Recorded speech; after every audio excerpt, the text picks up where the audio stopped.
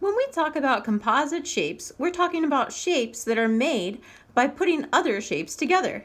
What shapes do you see in this picture?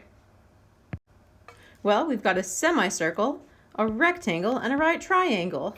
If we wanted to find the area of this entire figure, we could find the area of each piece and then add them together. You'll definitely want to keep the area section of your formula chart handy when you're working with composite areas, because in this case, we're actually going to need 3 different formulas. We'll need the area of a triangle, 1/2 of the base times the height. We need the formula for the area of a rectangle, which is just the base times the height. And the formula for the area of a circle, which is pi r squared. Now, of course, this is a semicircle, so we're going to do pi r squared and then divide by 2.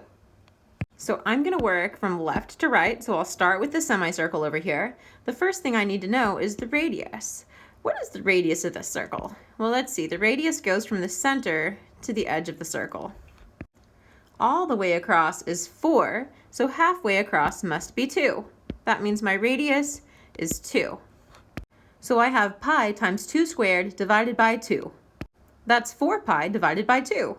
Of course, 4 divided by 2 is 2, so we could say that this is 2 pi. Now I need to multiply 2 times pi. And approximating pi with 3.14, I get 6.28 square centimeters for my semicircle.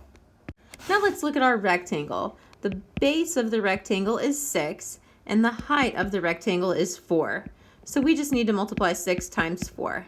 That's 24. Now how about our triangle? We know that the height is 4 because the height of the rectangle is 4 on both sides. But what about the base of it? How big would that be? Well, I know that all the way across here is 10.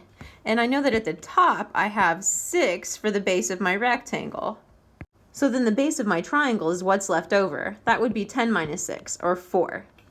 So now I can substitute and say that the area of the triangle is equal to 1/2 times 4 times 4.